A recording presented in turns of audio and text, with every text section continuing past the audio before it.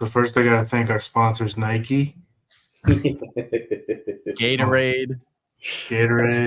the NFL, maybe soon to be.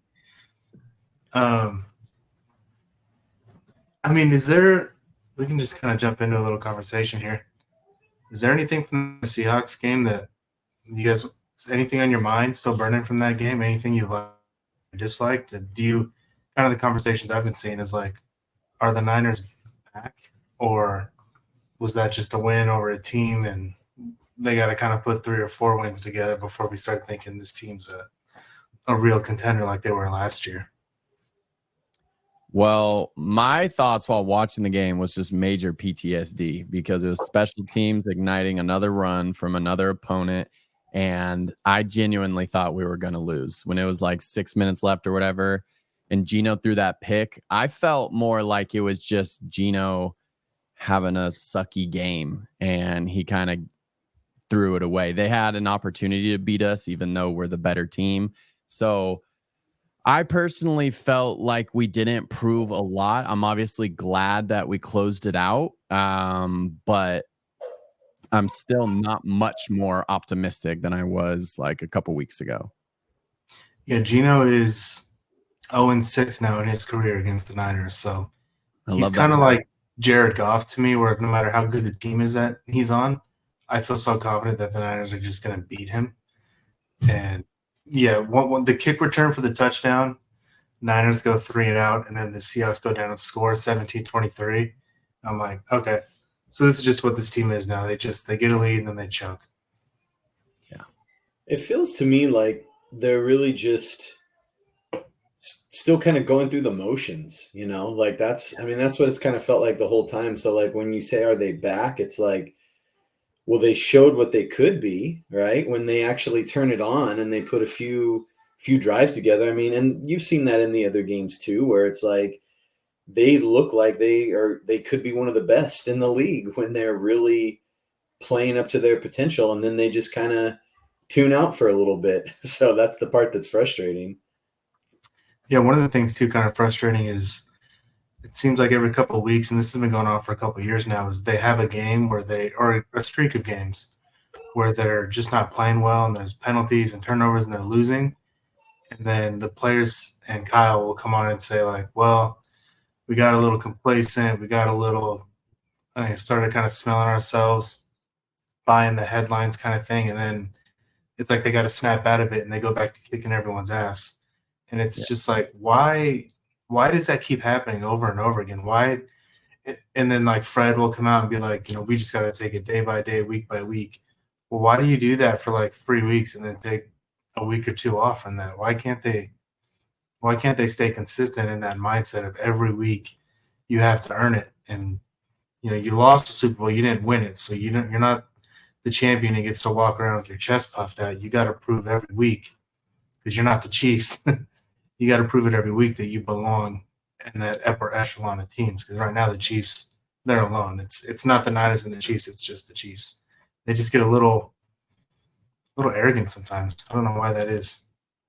Yeah, it feels like they go through stretches where they're almost like sleepwalking. Like I see the talent and I see like stretches of like elite play, and is why I have some level of optimism that we're still going to be a dominant force. We're still going to be big players in the playoffs because I see stretches where they'll be really good. And I'm like, damn, okay, let's do that consistently. And we're like the best team in the NFL. If not, like we're in the upper echelon. We're with the Lions. We're with the Chiefs. And so it's frustrating. There was some, from like the videos I watched, there was some positive vibes after the game, which I love to see. So I want to be like optimistic going forward. And I do have a weird like suspicion, my spaghetti and meatballs, that we're going to beat the Chiefs. I don't really know why. It's not based in logic. It's just a funny feeling. But I also wouldn't be. They're 1.5 point favorites. Are they really? Yeah, as of right now. Well, the Chiefs have a better record, but I don't feel like they've played that great. Chiefs have been like just doing enough to win their games every time, right? I mean, I don't know if I've watched a Chiefs game from start to finish this year. I feel like I've just caught parts of some here and there, but they just do what it takes to win. But You're not worried about that whole Andy Reid coming off of bye weeks thing, huh? Well, In the betting community, you never bet against Andy Reid off a bye week. That's right. He's That's money. right. He's like Mike Tomlin and Bill Belichick coming off a loss. Andy Reid off a bye. It's free money. I gotta think that the Niners are favored right now because of the injuries that the Chiefs have had, and because they haven't looked that impressive. I mean, that's the only thing that really makes sense, right? Because if you look at the record, it does seem it seems like it's pretty open and shut.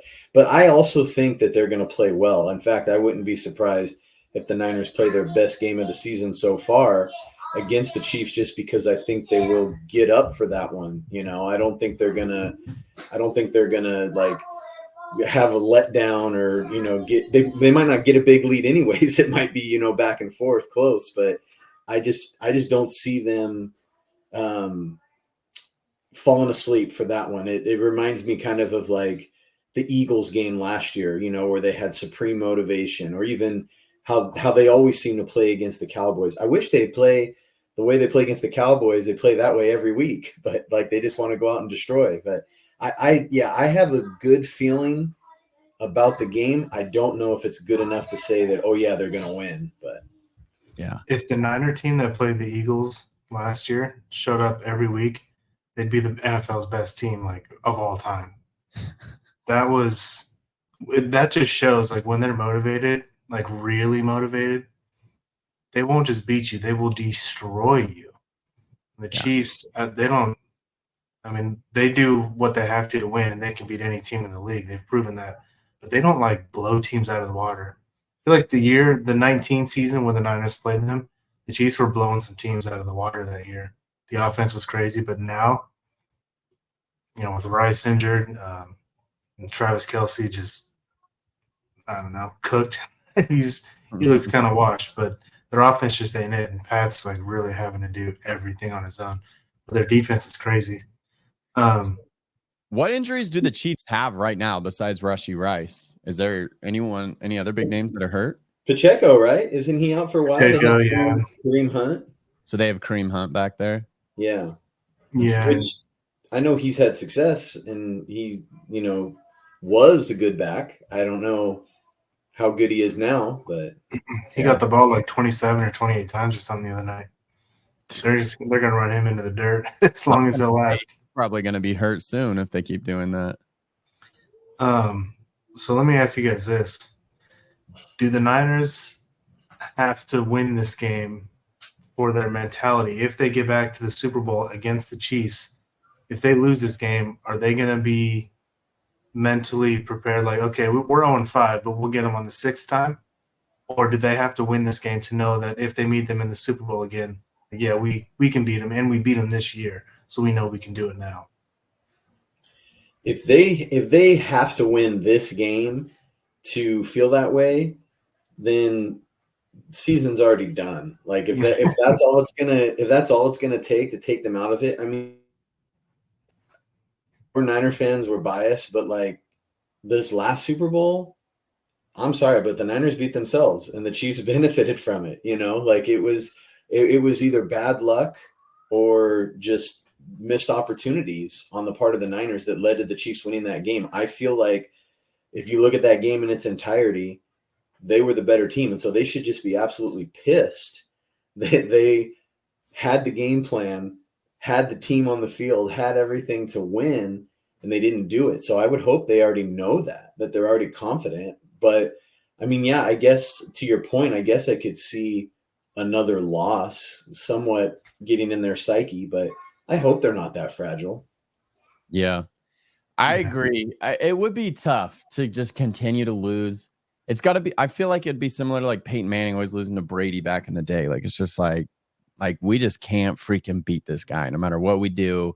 We've improved our roster. We've switched out our defensive coaching, and it's like this mother effer Patrick Mahomes just finds a way every time, overtime, whatever, it doesn't matter. So I do think it would take a toll on their psyche, and if we were fortunate enough to see them in the Super Bowl, like, yeah, that might be a mental hurdle. I also hope they're not that fragile, but I don't know. I never played football, so I don't really know what that kind of like mentality is like. But yeah, I would be just frustrated as hell when it's just like you can beat all these other good teams. We could beat the Lions. We could beat the Cowboys. It's like we don't really struggle with some of these other teams. And it's just like the Chiefs, it's like the monkey off the back. I think Bosa said that. He's like, yeah, we want to get that monkey off our back. And it's like, gosh, we can't get it off.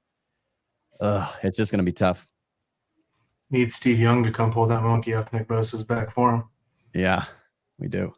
Give some advice. Like what is it? I mean, the Cowboys beat the Niners for years, or at least several years in a row in the 90s, and they eventually got over that hurdle. So is it just the right night? Is it the right game plan? Is it the right players? Is it – I don't know. But I would agree with both of you because I do feel good about this weekend for no logical reason. Like, really I don't know. I feel really confident in Purdy. I think Purdy's really good. Yeah. And he's throwing the ball well, and he's running his ass off. And, I mean, Mason, I guess that's a big one. Is Jordan Mason going to play? And if he is he going to slam into someone with his shoulder, and that's going to just knock him out of the game? Because if so, then I don't know. But if this healthy squad, I feel good for no real – I mean, maybe it's Dominic Pooney versus Chris Jones. Maybe that's why I feel good, because Pooney's been – you might be a Pro Bowler as a rookie. Yeah, it looks good. Well, they're undefeated against the AFC, right? So, I mean, maybe that's why. Yeah. The NFC colors. It kind of – I mean, not that you want to, like, say, oh, this is the way it is and it's okay, but veteran teams, and I think you see this across sports, a lot of times it seems like they have a hard time getting up for certain games, but when they turn it on, then they remind you who they are. And I just don't see that happening against the Chiefs. You know, like, I was nervous about the Cardinals game, and they proved me right. Just because it's a division game, and, you know, just all the different Cardinals reasons. aren't good, so the Niners will play down to their opponents. Yep. I mean, so yeah, it's just it's infuriating, because it's like, if you play to your capabilities, you double them up. But yeah, I think they'll be ready, or at least as ready as they can be against the Chiefs. And I love that they're getting, the mini bye or the extra rest, because that's hopefully somewhat counteracts, the Chiefs coming off a bye. So yeah, it seems relatively even. Do we know, like, which players are going to be ready to go? Like Debo, I think he said he hit his funny bone, so he'll be back, right? Are we talking like, is Ricky Pearsall coming back? Like McCaffrey, there's no way McCaffrey's back, right? So I don't think McCaffrey's coming back for this game. Definitely not. Ricky, they just opened Ricky's practice window, so he's practicing this week for the first time. And I saw a video of him at practice, like, dancing, and Kittle had him break down the team at the end of practice or something. So, oh wow, he should be back. If he can play this week, and he can come out of the tunnel to many men, or they can get that electricity flowing through their body, like, that might be the juice we need to finally beat this Chiefs team. Yeah, I know we needed rookie Ricky to come through and help us over this hurdle. I think he's going to be a huge addition. I really freaking hope he plays, even if it's like limited capacity, give him 15 to 20 snaps or whatever it may be. I mean, we have a loaded wide receiver room, so it might even be, even if he was completely healthy, like, it might be hard to find playing time. But if we can get him out there, I just think he's going to be such a good man beater. And I think that's going to be huge going up against these pretty sticky cornerbacks in Kansas City. I think that's a big reason why we didn't score more points in the Super Bowl, is because they had some lockdown DBs. And I know Trent McDuffie, I believe his name is really dang good. I think they have another really good cornerback. So yeah, we got to be able to beat these quarterback and man when they do man up. Did they trade McDuffie? He might be a Tennessee Titan now. No, that's Snead. Snead is the one who went. Okay, yeah. McDuffie. And I feel like the Niners offense has probably struggled, let's say, the last couple of years against really good man coverage teams. Yep. Brian Flores, Spags in Kansas City, like, really good corners who can just match up with Ayuk and Debo and these guys. Kyle can't scheme them open. They have to go out and get open. Yep. They struggle. Yep. Or just throw it to Juwan. He'll beast guys and he'll catch it contested. Yeah, like he might be open, he might not be open. Just throw him the ball, and That's he'll be right. just fine. Kittle's the same way. I feel like in the red zone, the Niners have been struggling in the red zone. It's like just when all else fails, throw a jump ball to Juwan or to George. I've been saying this for years about George. Like he's like 6'4" and he's like 245 pounds. Just throw it up. He'll just go get it, just like he did against the Patriots a few weeks ago. Like that was the touchdown. Like, why haven't they been doing that for the last 5 years? Yeah. Well, it's because of Jimmy. Probably Jimmy's too scared to throw those jump balls. Oh, for sure. Sorry, Jimmy. Stray shots. Yeah. Yeah, I feel like this is George's best red zone season. Like his red zone efficiency and some of the plays he's made they've been unbelievable. Yeah, I got him on my dynasty league. He's carrying me right now. He's like tight end 2 or something in rankings. So we can talk a lot more about this Chiefs game. We'll do another episode in a couple of days, maybe on Friday or something, or even Saturday. Did you guys see Colin Cowherd and his comments about Brock Purdy? I mean, just briefly, yeah. What'd he say? Well, so I like a good hot take. I like when people have interesting and different things to say and different opinions. But there gets to a point where it's like you can say something so silly that I think you actually lose credibility. And so he and his co-host were going through quarterbacks around the league who Colin thinks are better than Brock. And some of them, Trevor Lawrence, he picked Trevor Lawrence and Jared Goff over Brock. Like, all right. And, he was, Goff's the number 1 pick for a reason. He's got a big arm. Like, that's always a thing when people argue against Brock. It's like, well, he's got a bigger arm. Okay, well, are we having a football throwing competition? Or are we playing quarterback? Look, who's the better quarterback? Brock is, top 8, top 9 at worst, probably. But there was one quarterback that he said that he would take over Brock that everyone was kind of like, all right, I got to draw the line right there. And it was Bo Nix. Oh, wow. And he said his argument was funny because he said collegiately he's more accurate.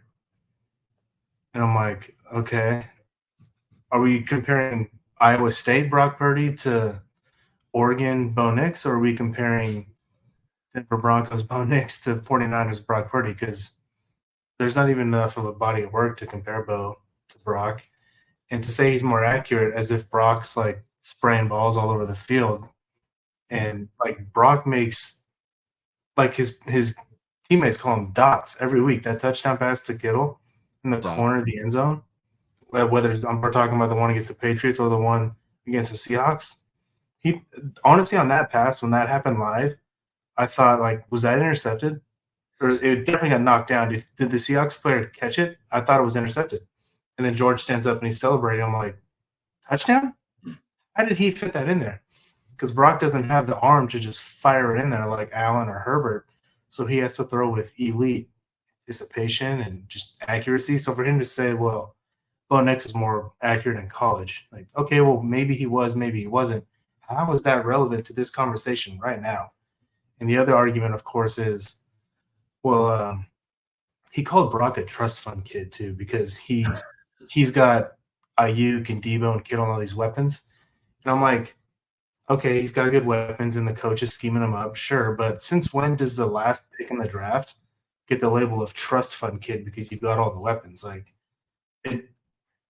the take got to a point where it was like, okay, I just can't really take what you're saying serious now. So let's do that.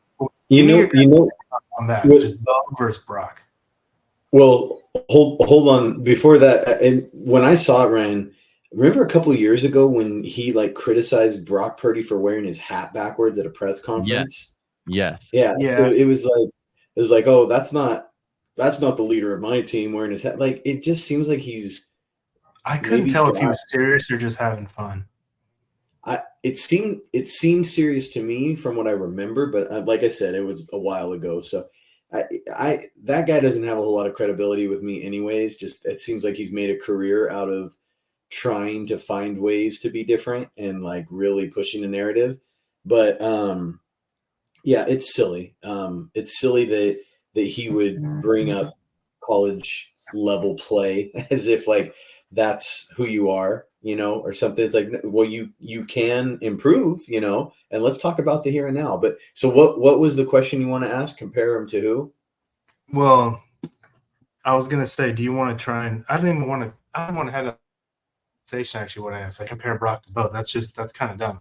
But one of these days, either maybe not tonight, we should do I'm gonna list 15 NFL quarterbacks.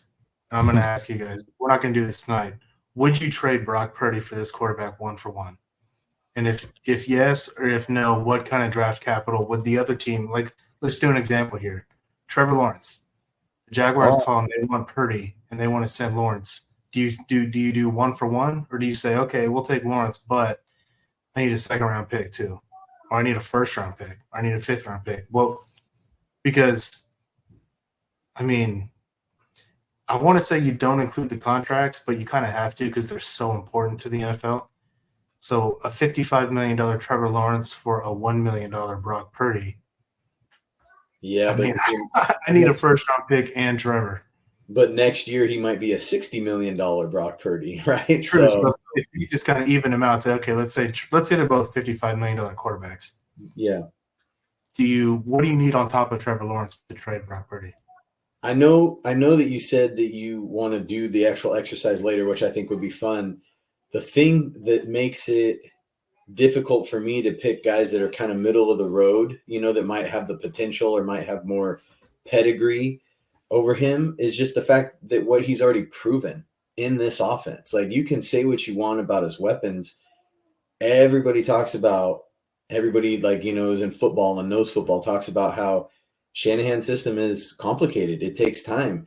And for whatever reason, he seems to handle it well. He's, can process it mentally or whatever. So it's like, why would you give up on that just because this guy might have, a little bit stronger arm or might be a little bit more mobile? Like, it's the fit. Like, is Trevor Lawrence versus Brock Purdy on a playground, with, a bunch of kids or whatever, Lawrence might be better. But I don't know that Trevor Lawrence is better in Shanahan's offense than Brock Purdy is. I think Brock Purdy and Trevor and the Jaguars offense would be better. I just think he's straight up better. I think he can move better. I think he has better pocket awareness, better pocket movement.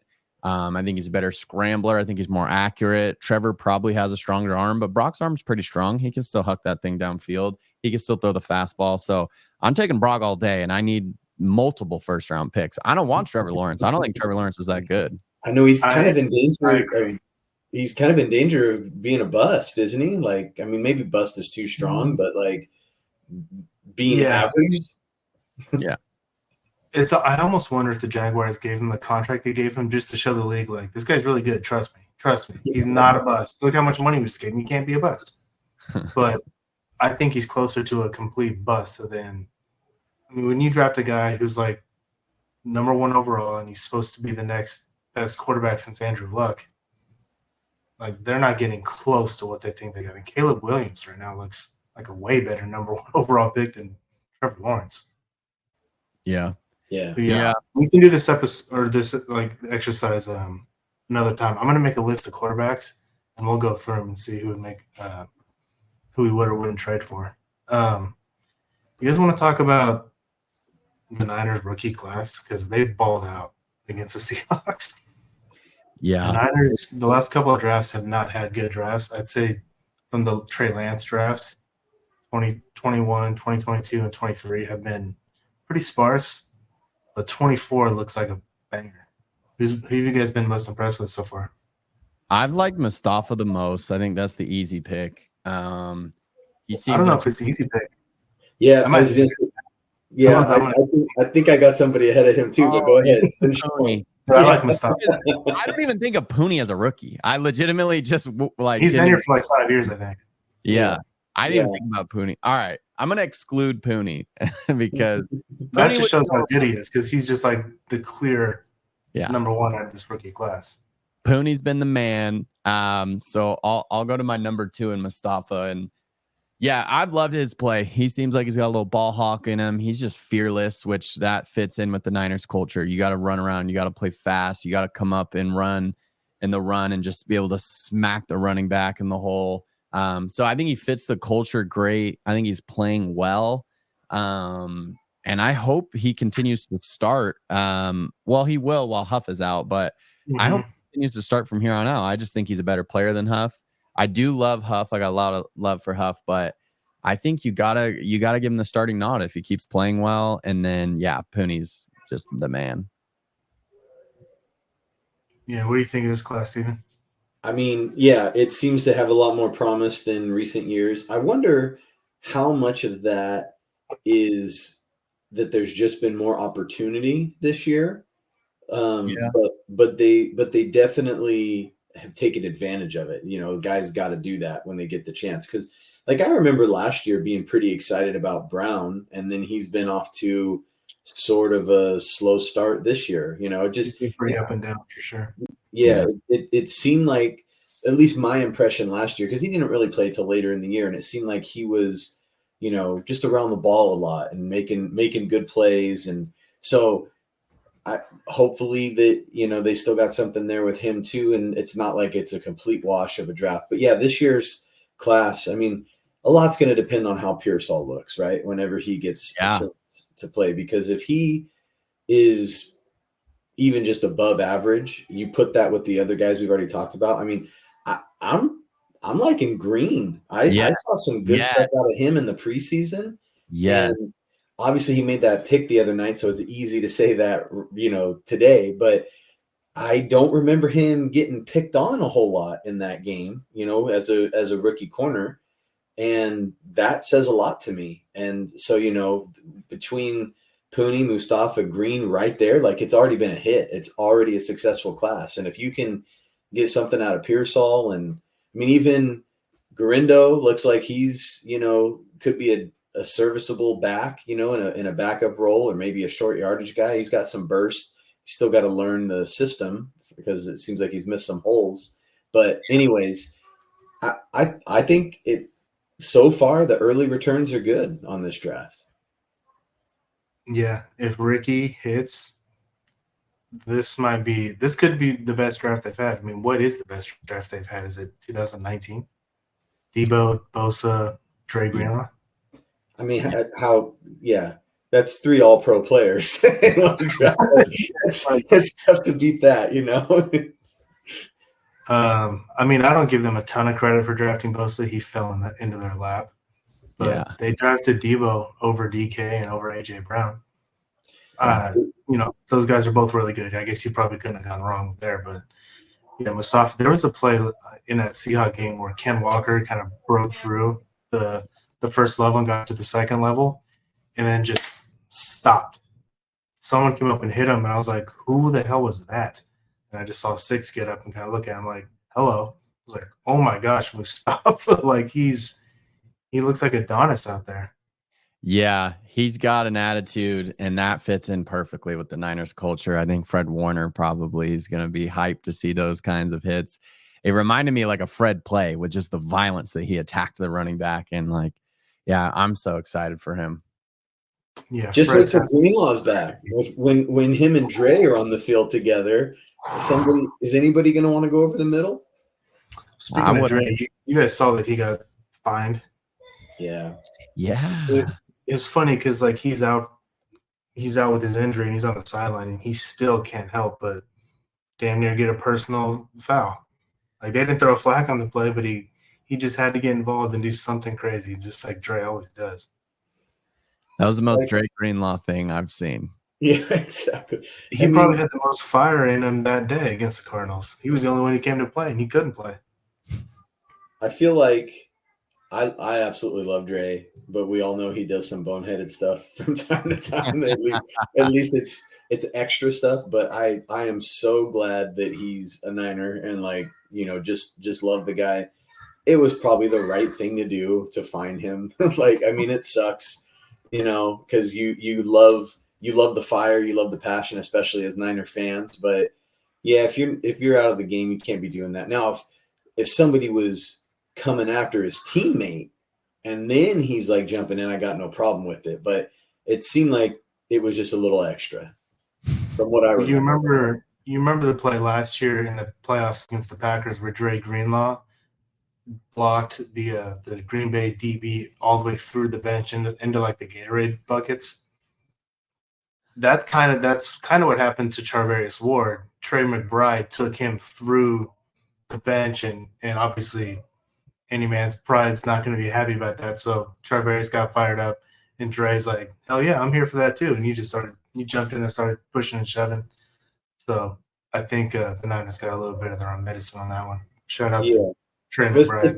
It's not like McBride took a cheap shot or something, right? No. Like if he had done that, then it's like, yeah, Dre, step in. But hey, tip your cap, right? He made a good play on Ward.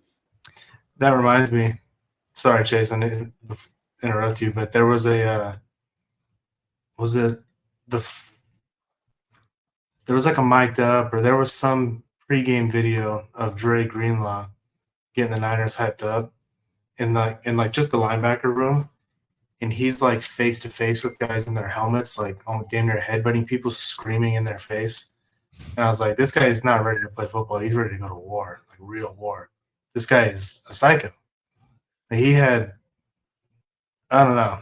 It might have been a 49 hours, but it was obviously it wouldn't have been from the Cardinal game. It might have been the Patriot game. Do you guys watch those 49 hours that the 49ers put out? I usually do. I don't know if I saw that one, but I usually do. You might. Maybe I'll go back and watch it. And I'll let you know. Yeah, I haven't watched I'll go back and watch it and let you know. There's a clip in there of Dre hyping up the linebackers, and it got me ready to I was like, ooh, I'm going to run through a wall or something. That got me fired up. Yeah, Dre's the man. What I was going to say is the Cardinals game almost hurts more than the Rams game. That one stings the most to me. And they'd better come effing fired up when they play the Cardinals again. I mean, I want to beat the hell out of them. The way James Conner was just shedding tackles and making us look like little boys out there, it just drove me crazy. It got under my skin. They'd better be ready to strap their big boy pants on. I don't know when they play them next, but I hope Dre's back. I hope they're ready to hit. I hope they absolutely just punish them like 35-10 or something like that. So do you think the Cardinals game hurts more because of the Rams game and it already happened? Like if they would have happened in reverse order, do you think you'd feel the same way? I don't know. Maybe because it was like you had big leads in both games and you choked them both away. If they had won against the Cardinals and then blown the lead against the Rams, it might not feel that bad. But I think it was because they blew both games in kind of similar fashion. It was just like, what is going on with this team? Because James Conner, he always has good games against the Niners. Yep. And every time we play them, the announcers are always talking about he's big and he's strong and he runs hard. And I get it. Like I imagine he's an absolute nightmare to tackle. But and then the heat too. That was another thing people were talking about, the heat. Like the Cardinals didn't have to play in the same heat. I didn't like that excuse, but yeah, James Conner's just a really good running back, and he's friggin' huge. I think he's a lot bigger than we think because he's not like Derrick Henry or maybe even like Nick Chubb. But I was watching the Cardinals play the Packers yesterday, and I was watching that game, and the announcer was talking about watching the Cardinals players walk through the locker or walk through the tunnel. No pads, just like warm-ups. He said he saw James Conner, and he thought like, oh, that is. I wonder if that's one of the backup defensive linemen I'm not familiar with. Oh wait, no, that's number 6. That's James Conner. He's just huge, and I guarantee he's just a nightmare to tackle. Yeah, I reckon he is. It's just I think that's why it was so frustrating for me, is just because like James Conner just got loose in the second half, and it's like we have the reputation of being the bullies, but the bullies got bullied, and yeah, I imagine he is an absolute nightmare to tackle. I also just feel like the Cardinals are one of the worst teams in the NFL, in my opinion, like at least bottom 10. And so the Rams, I feel like they're a better team than the Cardinals. So I feel like that also hurt more. Just like we're really going to lose to this team that's getting blown out by like so many people, so many other teams. And so that's why it hurt extra, because I just feel like, man, outside of, I know Kyler, He's still dynamic. I realize Marvin Harrison's balling out as a rookie, James Conner, but it's like they don't have that much talent outside of like those players I named and like Budda Baker. So it was just like, man, we're gonna lose to these. See, it's funny because I think I feel the opposite. I think I'm way more annoyed about the Rams loss because it seems like I think the Rams are not good, and especially the Rams team that played the Niners that day with all the backups and everything. They had no business losing that game. And that one, it seemed like the Niners really screwed it up. Whereas the Cardinals game, they just didn't put them away. And then they had some bad bounces. I don't know. Like, I mean, weren't both of the picks off of tips?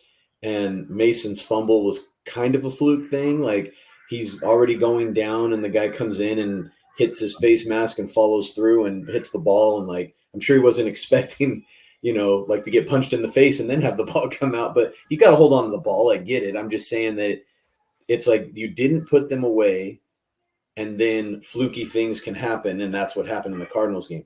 In the Rams game, they just screwed up. And it was like, what are you guys even doing? Like, it was just mistake after mistake. Like, you guys outclassed this team so much. And it also really irritated me for Juwan that he had that awesome day and it gets ruined and it's a loss. Like, he deserved to win.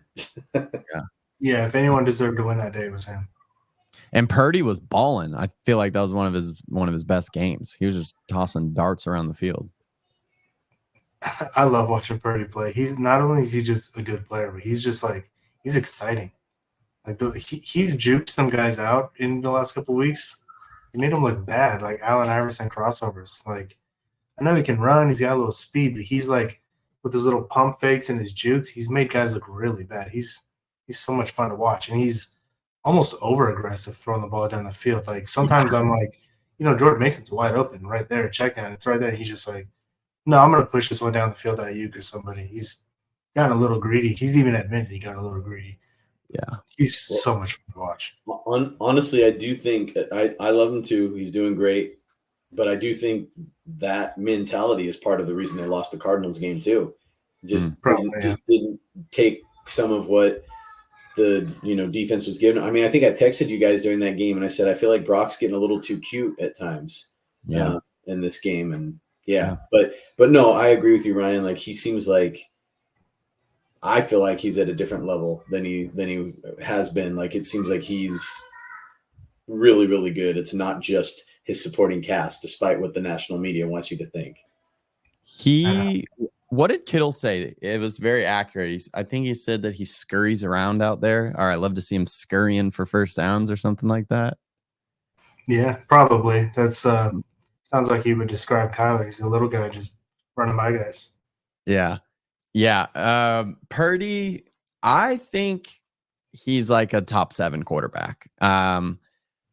I think he's approaching top 5 in my opinion.